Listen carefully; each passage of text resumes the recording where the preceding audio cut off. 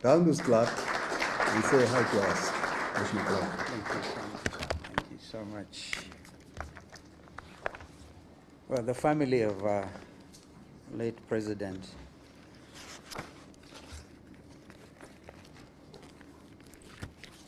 when I see Sister Judy, I see Kibaki.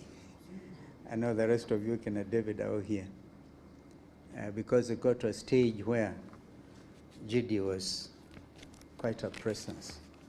Well, I want to thank the panelists for some very exemplary remarks about President Mwai Kibaki. And I also want to thank the organizing committee. I will be short on protocol because I may be mentioning Ambassador Muthara in my remarks. I thought I should place this on record. And the reason is I didn't have the time because of, if you remember when we laid President Mwai Kibaki to rest, it was quite an occasion. And I didn't have the opportunity to say one or two things. Ambassador Muthara eloquently actually represented all of us then. Therefore, if you allow me, I want to read my short remarks. April 22nd is a date embedded in my mind and thoughts since the death of our beloved third President of the Republic of Kenya, His Excellency Mwai Emilio Kibaki. When I learned that a group of eminent Kenyans launched the Mwai Kibaki Annual Memorial Lecture to keep the memory and ideas of this African icon alive 2 years ago, it warmed my heart and spirit. This is a befitting endeavor worthy of the icon we honor today and the yardstick we judge any Kenyan leader against. Such was his measure.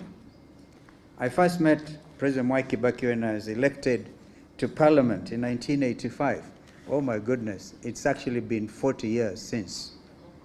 On the 10th of this month, marked my 40th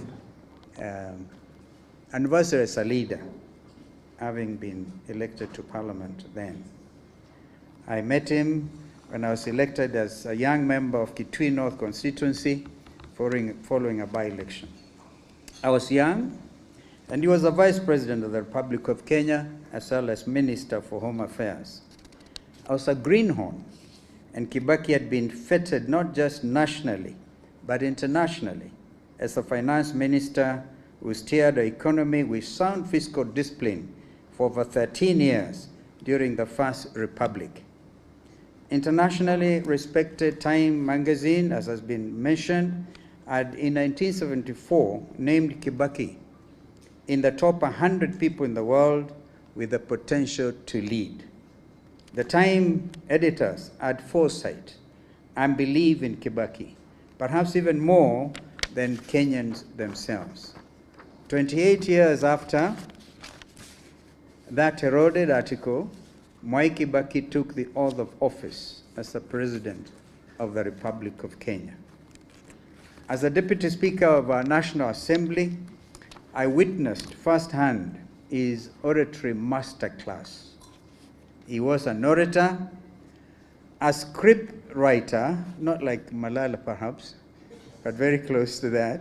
The august floor was his stage and always sold out.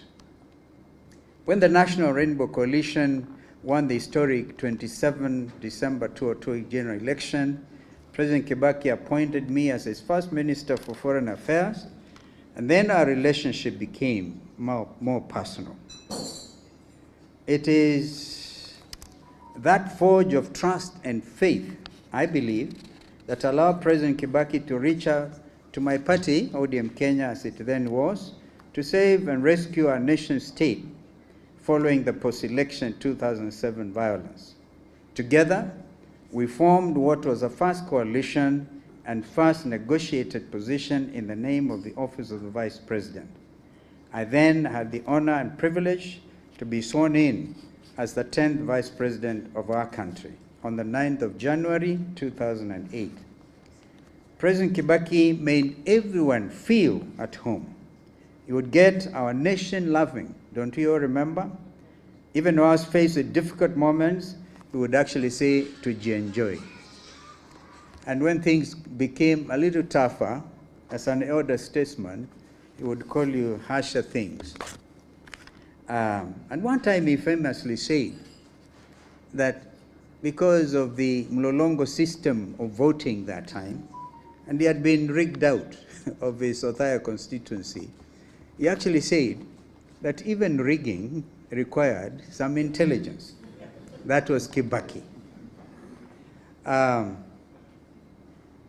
President Kibaki would even other times say very hard things, and you got away with it. President Kibaki listened and he empowered his lieutenants. He was not a micromanager. He reduced taxation across the board and did away with unnecessary and prohibitive laws. President Kibaki's leadership led to the unprecedented 7% growth of our economy, as we've heard, from 0.6%.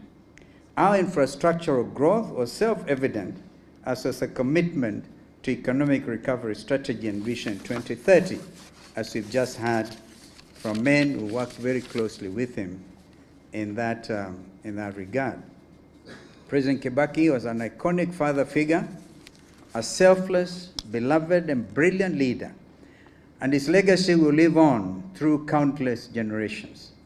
It was my greatest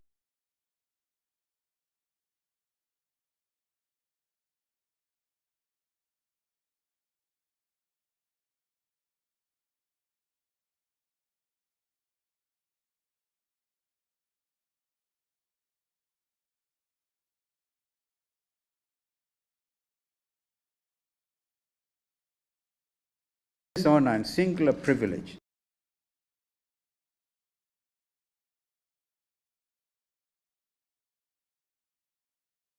remarkably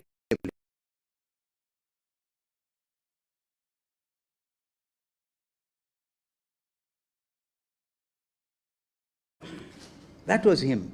And you remember he's the first person to say, you will not have a national currency having anybody's head printed on it. And he lived to actually see that happen. One of his least eroded qualities was his ability to restore our constitutional ambition, and we have heard from Professor Kivutha Kibwana, was his advisor in that space, come out very clearly on the steps that were undertaken. Less than 5 years from the costly defeat by the people of the Wako constitutional draft at the November 2005 referendum, President Kibaki promulgated the 2010 Constitution of Kenya on the 27th August 2010. Actually, after that referendum, I found myself missing from the newly constituted cabinet. I was not the only one. Raila Odinga was also missing. That was Kibaki, and he never followed you up with nasty utterances. Kenya has President Kibaki to greatly thank, and we owe him a debt of gratitude, because our constitution is heralded as one of the most progressive constitutions in Africa, if not the world. It is this constitution that now more than ever holds the fabric of our nation together at these grave and perilous times. Allow me to, for example, because if Kibaki was here, he wouldn't himself shy away from dealing with this matter. Yesterday, Kenya and the world witnessed the most unfortunate assault on democracy, when security agents, acting on orders from above, lobbed tear gas at young students of Butere Girls High School and members of the press at the National Drama Festival in Nakuru. It is an act of criminality against basic values of common decency. It is a direct assault to our democracy and rights of Kenyans as enshrined in our Constitution. And Article 33 of our Constitution, which was given to us as a heritage by President Kibaki, every person has the right to freedom of expression. a right that includes the guarantee for the Butere girls to perform their play without fear or intimidation. The artistic expression is protected under the law. Article 34 further guarantees the freedom and independence of the media. Let us be clear, this Ruto regime has crossed the Rubicon. To the courageous students of Butere girls, your resolve, even as you sang our national anthem in the face of riot gear and arms, has become a renewed symbol of hope, just like our Gen Zs.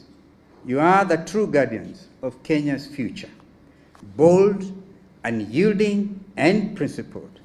Let it be known today, as we honor President Kibaki, who promulgated our sacred document 15 years ago on August 27, 2010, that we will continue to defend the Constitution.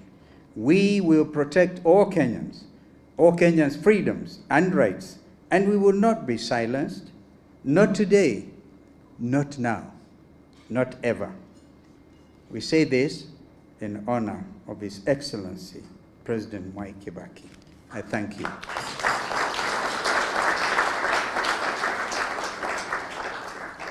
Thank you very much, Your Excellency. I think you clap for him again. Thank you so much. Now, ladies and gentlemen, now let me go back to our now officially program. I think each one of you have a program of today. Before I start, let me take this opportunity to thank the committee, organizing committee of these events. That is in your paper, the back, your left side.